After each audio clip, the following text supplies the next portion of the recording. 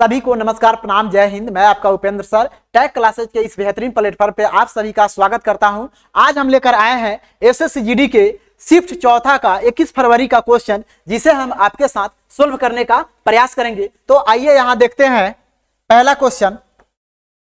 भारतीय संविधान के निम्नलिखित में से कौन से अनुच्छेद का संबंध भारतीय संसद से है? क्लियर। भारतीय संविधान के निम्नलिखित में से कौन से अनुच्छेद का संबंध भारतीय संसद से है?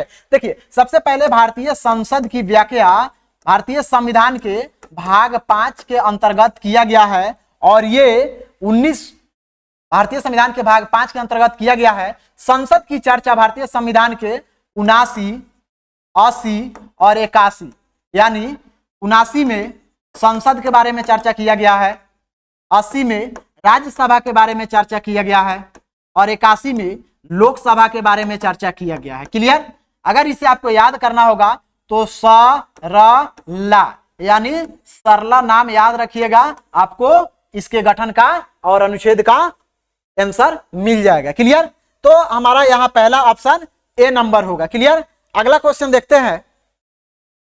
भारत के व्यावसायिक बैंकों के बारे में निम्नलिखित कथनों को पढ़िए।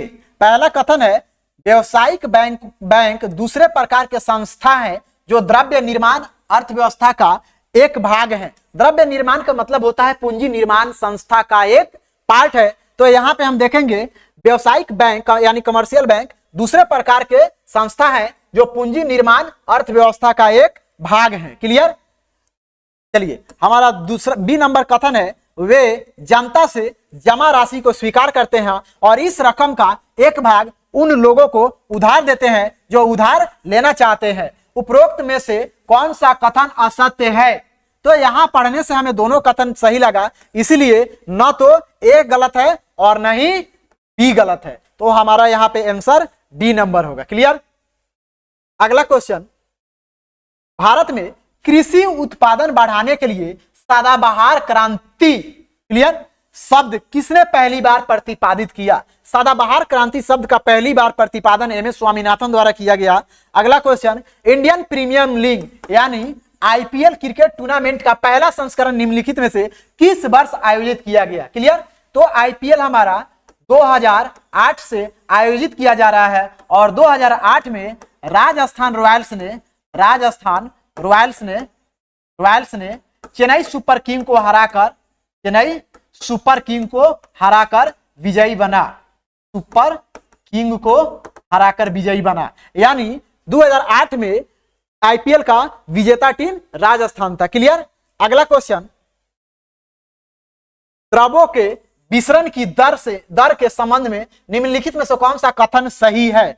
द्रव्यों के विसरण के संबंध में देखिए, यहाँ केमिस्ट्री का क्वेश्चन है। कंपटीशन की तैयारी करने वाले मैक्सिमम बच्चों का यहाँ साइंस कमजोर होता है, इसलिए हम इसे थोड़ा डीपली देखेंगे। पहला कथन है, द्रव्यों के विसरण की दर ठोस की अपेक्षा अधिक होता है। अब ये काहे होता है? तो मान लीजिए एक बर्तन है धातु का, हम दो बर्तन लेते हैं ए और बी, इसमें द्रव के पार्टिकल कहीं कहीं है। क्लियर। कारण यह है कि द्रव के पार्टिकल एक दूसरे से काफी दूर दूर पे रहते हैं, लेकिन ठोस का पार्टिकल काफी एक दूसरे से कंजेस्टेड होते हैं और सटे हुए रहते हैं। इसीलिए विसरण हमारा सबसे अधिक किसके माध्यम से फैलेगा? तो हमारा विसरण यहाँ पे द्रव के विसरण की दर ठोस की अपेक्षा अधिक होती है। कारण यह है कि इसका जो पार्टिकल होता है काफी दूर दूर पे रहता है, इसीलिए इसके विसरण अधिक होंगे ठोस की अपेक्षा। दूसरा कथन है, यह इस तथ्य के कारण है कि द्रव अवस्था में कण स्वतंत्र रूप में गति करते हैं। द्रव अवस्था में कण जो है स्वतंत्र रूप से गति करते हैं। क्यों? क्योंकि इनके जो पार्टिकल है काफी दूर दूर रहते हैं, इसीलिए इनके बीच स्पेस काफी रहता है और स्वतंत्र रूप में गमन करते हैं और एक दूसरे से तुरंत नहीं टकराते हैं। लेकिन जो ठोस के पार्टिकल होते हैं वे काफी सघन रूप से रहते हैं और ये एक दूसरे से टकराते रहते हैं। क्लियर। तो तथा ठोस अवस्था में कणों की अपेक्षा द्रव के कणों के बीच रिक्त स्थान अधिक रहता है। इसी चीज को हम समझा रहे हैं। यहाँ द्रव के बीच जो है कण, इसका रिक्त स्थान ज्यादा है और ठोस के बीच रिक्त स्थान कम है। तो हमारा क्वेश्चन क्या पूछ रहा है? कौन कथन सही है? तो हमारा यहाँ पे बिल्कुल दोनों कथन सही है, एक और दो दोनों। अगला क्वेश्चन है, भारत पहली बार क्रिकेट विश्व कप का विजेता कब बना? भारत पहली बार क्रिकेट ओवरऑल पूछ रहा है, चाहे वह T20 हो चाहे वह वनडे हो। क्लियर? तो भारत पहली बार 1983 में विश्व कप विजेता बना क्रिकेट में। क्लियर? इस समय भारतीय टीम के कप्तान कपिल देव थे, कपिल देव थे। और भारतीय टीम ने 1983 में वेस्ट इंडीज को हराया था, वेस्ट इंडीज को हराकर विजयी बना था। क्लियर? भारत देखिए ये 50 ओवर वाला है, वो वनडे की बात की गई है। क्लियर? पहला वनडे विश्व कप भारत 1983 में जीता था और दूसरा 2011 में महेंद्र सिंह धोनी के नेतृत्व में इस समय श्रीलंका को हराकर भारत विजयी बना था। भारत ने पहला T20 वर्ल्ड कप 2007 में जीता था, ये भी धोनी के नेतृत्व में ही जीता था, पाकिस्तान को हराकर। और हाल ही में 2024 में रोहित की सेना ने दक्षिण अफ्रीका को हराकर विश्व कप विजेता बना। अगला क्वेश्चन, निम्नलिखित में से कौन सा यंग बंगाल आंदोलन से जुड़ा था? देखिए यंग बंगाल एक ऐसा आंदोलन था जो युवाओं को प्रबुद्ध और शिक्षित और क्रांतिकारी तरीके से उसको एजुकेट किया जाता था, उनको ट्रेनिंग दिया जाता था ताकि उन युवाओं में क्रांतिकारी गतिविधियों को तेज किया जा सके। तो यहाँ क्वेश्चन है यंग बंगाल आंदोलन से इनमें से कौन जुड़े थे? तो यहाँ हमारा ऑप्शन नंबर डी होगा, हेनरी डरेजियो जुड़े हुए थे। पहला ऑप्शन है विलियम जोन्स। विलियम जोन्स ने, देखिए विलियम जोन्स एक प्राच्यवादी इतिहास है। क्लियर? इन्होंने भारतीय प्राचीन इतिहास और संस्कृतियों को उजागर करने का प्रयास किया और इसी के प्रयास में उन्होंने 1784 में एक संस्था का गठन किया था, एशियाटिक सोसाइटी ऑफ बंगाल के नाम से इस संस्था को जाना जाता है, जो 1784 में इसका गठन किया गया था। अगला क्वेश्चन, अगला ऑप्शन है हमारा चार्ल्स वुड। वुड डिस्पैच का नाम आप लोग सुने होंगे, वुड डिस्पैच का नाम सुने होंगे, 1854 में आया था। यह वुड डिस्पैच का संबंध भारतीय शिक्षा से है। वुड डिस्पैच में पहली बार कहा गया कि उच्च स्तर की जो शिक्षा होगी अंग्रेजी माध्यम में दी जाएगी और इसी वुड डिस्पैच को भारतीय शिक्षा का मैग्ना कार्टा कहा गया। और इसमें एक बात और इंक्लूड किया गया कि प्राथमिक स्तर पे बच्चों को मातृभाषा में शिक्षा दिया जाएगा और उच्च स्तर पे बच्चों को अंग्रेजी भाषा में शिक्षा दिया जाएगा। इसीलिए भारत के बच्चों में एक चीज की कमी आती है, ना तो वो अंग्रेजी सही से सीख पाए और ना ही अपने मातृभूमि को ही सही से सीख पाए। क्लियर? मातृभूमि वाले लैंग्वेज जैसे हिंदी होता है और भोजपुरी जो भी सब्जेक्ट जो भी भाषा होता है, ना तो वे अपने इंग्लिश को सही से कर सके और ना ही अपने देसी भाषा को सही से सीख सके। तो वुड डिस्पैच का संबंध किससे है? भारतीय शिक्षा से है। वुड डिस्पैच में महिलाओं के शिक्षा पर भी बल दिया गया था। क्लियर? महिलाओं की शिक्षा पर भी बल दिया गया था। अगला है हमारा ऑप्शन हेनरी थॉमस कोलब्रुक। ये एक प्रसिद्ध चित्रकार थे, चित्रकार। क्लियर? अगला क्वेश्चन है भारतीय संविधान का निम्नलिखित में से कौन सा अनुच्छेद मौलिक कर्तव्य से संबंधित है? मौलिक कर्तव्य को भारतीय संविधान में कहां जोड़ा गया है? भारतीय संविधान के अनुच्छेद 51A में जोड़ा गया है और मौलिक कर्तव्य सोवियत रूस से लिया गया है, सोवियत संघ से लिया गया है, अर्थात वर्तमान में रूस से लिया गया है मौलिक कर्तव्य। क्लियर? ऑप्शन हमारा बी नंबर 301, इसमें संपत्ति के अधिकार को जोड़ा गया है। मौलिक अधिकार से संपत्ति के अधिकार को हटाकर 44वें संविधान संशोधन 1978 द्वारा संपत्ति के अधिकार को भारतीय संविधान के अनुच्छेद 301 में या ए में जोड़ दिया गया और मौलिक कर्तव्य का जो संपत्ति का अधिकार था भारतीय संविधान के अनुच्छेद 31 में था, जिसे अनुच्छेद 300A में जोड़ दिया गया। ऑप्शन नंबर सी हमारा 50 नंबर अनुच्छेद 50 में स्पष्ट रूप से चर्चा किया गया है कि न्यायपालिका को कार्यपालिका से पृथक रखा जाएगा। न्यायपालिका को कार्यपालिका से पृथक रखा जाएगा, अलग किया जाएगा, यानी न्यायपालिका से कार्यपालिका का पृथकीकरण किस अनुच्छेद में चर्चा है? भारतीय संविधान के अनुच्छेद 50। हमारा ऑप्शन नंबर डी है अनुच्छेद 49। इसमें स्पष्ट रूप से चर्चा किया गया है कि राष्ट्रीय महत्व के स्मारकों, स्थलों, जगहों को संरक्षित किया जाएगा। किसके द्वारा? राज्य द्वारा। और राज्य के नागरिकों का भी कर्तव्य बनता है कि राष्ट्रीय महत्व के स्मारकों, स्थलों को सुरक्षित और संरक्षित रखने का प्रयास किया जाए। अगला क्वेश्चन, निम्नलिखित में से किस राज्य की सरकार ने आदिवासी गांवों को मुख्य सड़कों से जोड़ने के लिए भगवान बिरसा मुंडा जोड़ रास्ते योजना का शुरुआत किया? तो यहां हमारा ऑप्शन नंबर डी हो जाएगा। क्लियर। अगला क्वेश्चन, मेगास्थनीज ने पाटलिपुत्र के बारे में लिखा है कि यह एक बड़ा और सुंदर शहर था, अर्थात वर्तमान समय का पटना के बारे में मेगास्थनीज ने बोला है कि यह एक बड़ा और सुंदर शहर था जो एक विशाल दीवार से घिरा हुआ था। इसमें 570 मीनार था और द्वार कितना था? 64 था। मेगास्थनीज किसके दरबार में आया था? चंद्रगुप्त मौर्य के दरबार में आया था और यह सेल्यूकस निकेटर का राजदूत था। इनके द्वारा, मेगास्थनीज के द्वारा इंडिका नामक पुस्तक लिखा गया और इस इंडिका पुस्तक में मौर्य साम्राज्य के बारे में चर्चा किया गया। क्लियर।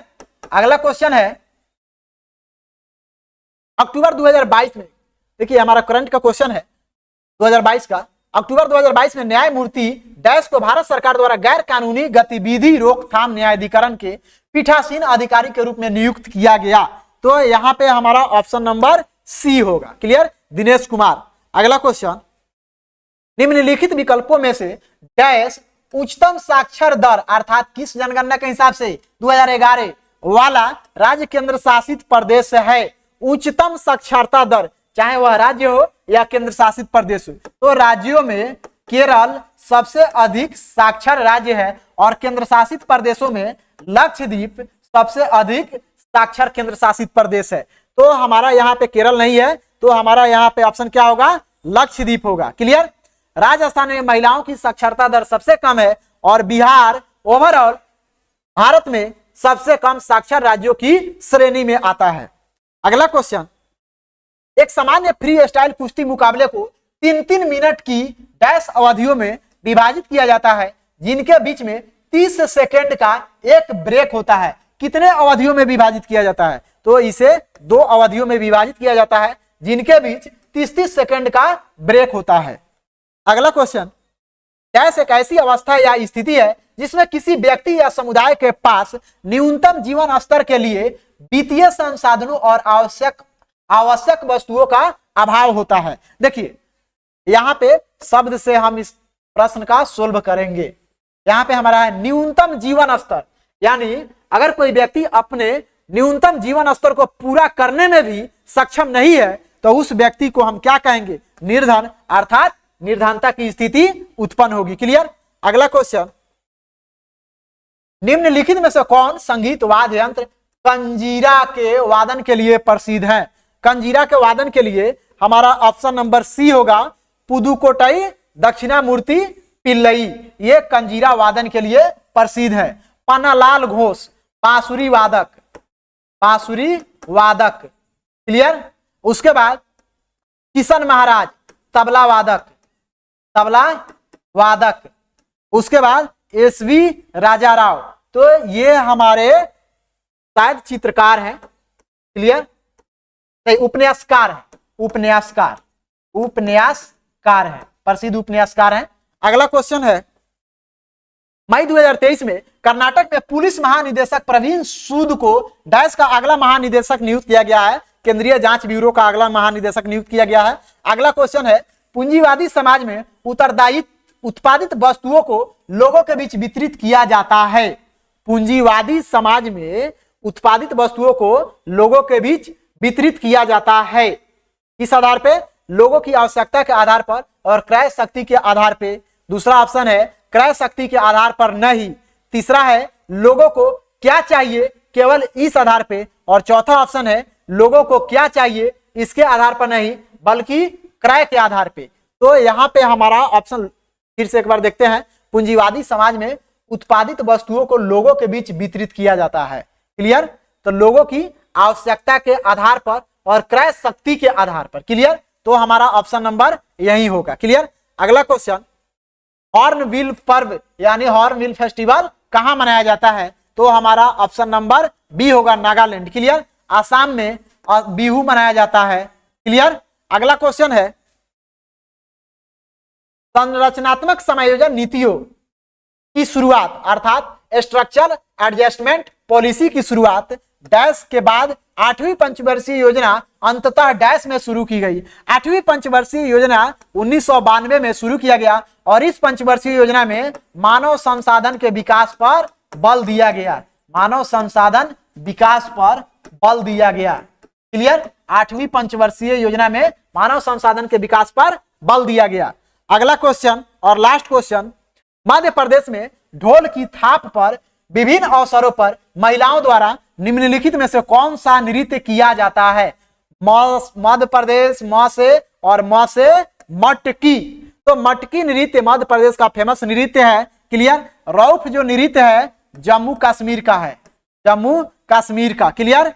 भगोरिया जो है मध्य प्रदेश के एमपी के भील जनजाति में इस नृत्य महोत्सव को मनाया जाता है और मुंडारी जो है झारखंड के मुंडा जनजाति द्वारा इस नृत्य को किया जाता है। क्लियर। तो आज का क्वेश्चन हमारा यहाँ पे खत्म होता है, फिर हम मिलते हैं अगले शिफ्ट के साथ। जय हिंद।